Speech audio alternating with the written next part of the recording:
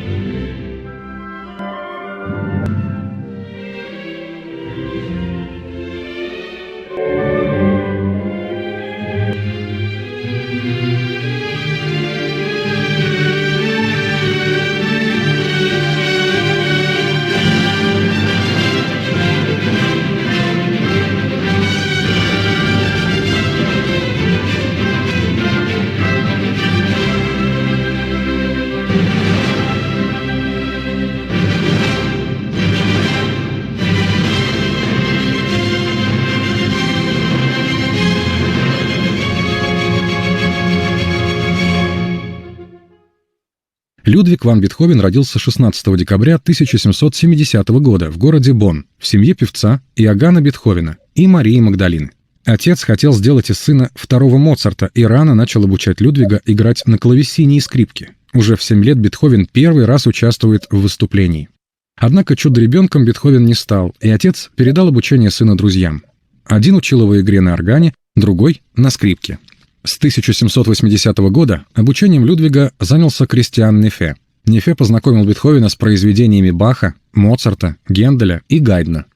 Благодаря Нефе в 12-летнем возрасте Людвиг ван Бетховен создает свое первое сочинение — вариации на тему марша Дресслера. В 1787 году Бетховен посещает Вену, где берет несколько уроков у Моцарта. Уже тогда, прослушав импровизацию Бетховена, Моцарт сказал: «Он всех заставит говорить о себе».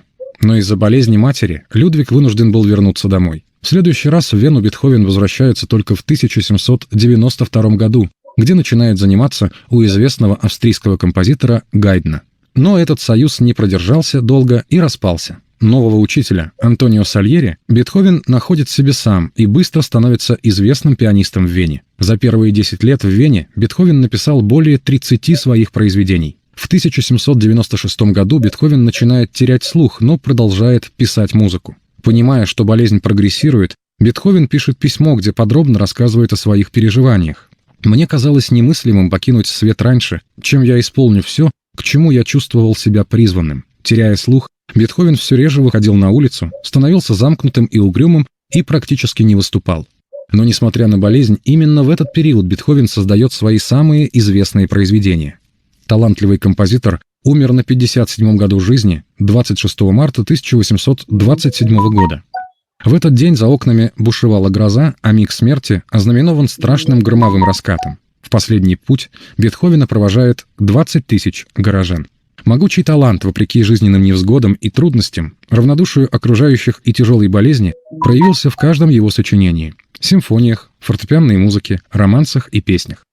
Французский писатель Ромен Ролан в книге «Жизнь Бетховена» писал: «Страдалец, нищий, немощный, одинокий, живое воплощение горя, он, которому мир отказывает в радостях, сам творит радость, дабы подарить ее миру. Он кует ее из своего страдания, как сказал он сам, этими гордыми словами, которые передают суть его жизни и являются девизом каждой героической души – радость через страдание».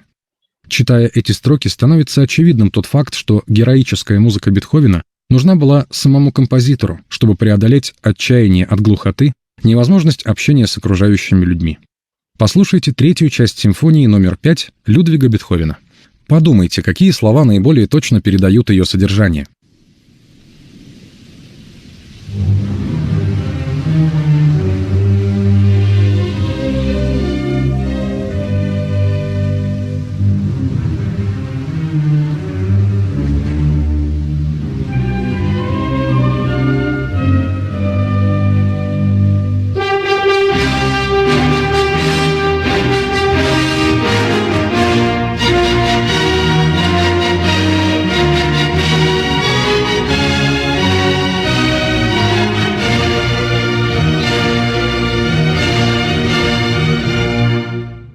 Одним из известных произведений композитора является соната для фортепиано номер 14, написанная в 1800-1801 годах, более известная как «Лунная соната».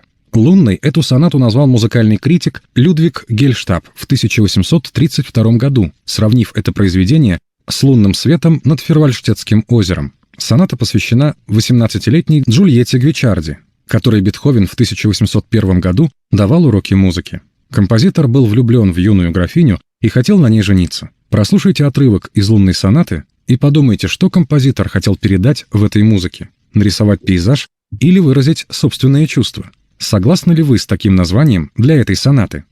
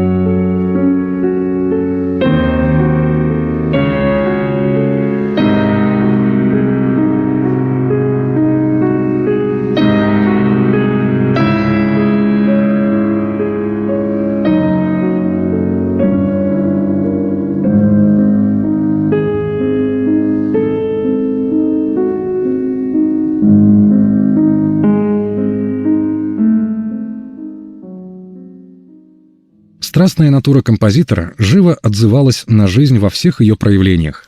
И жизнь была заполнена отнюдь не только трагедиями и героической борьбой с судьбой. Контрастом к лунной сонате служит фортепианная пьеса-шутка «Ярость по поводу утерянного гроша», которая является замечательным образцом бетховенского юмора.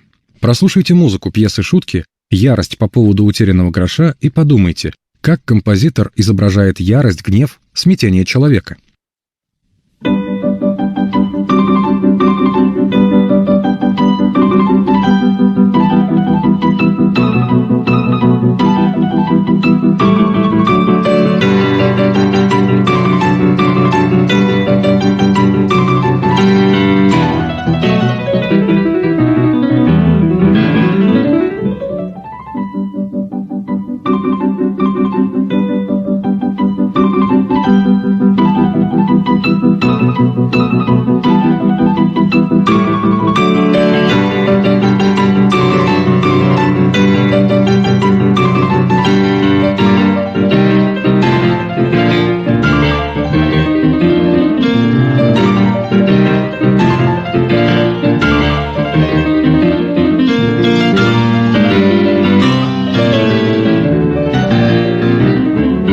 Итак, на этом уроке мы познакомились с биографией и творчеством Людвига ван Бетховена, прослушали некоторые произведения, определили характерные черты творческого облика композитора. Все это поможет вам понять, почему девизом своей жизни композитор выбрал такие строки: «Через борьбу к победе, через страдания к радости, через тернии к звездам».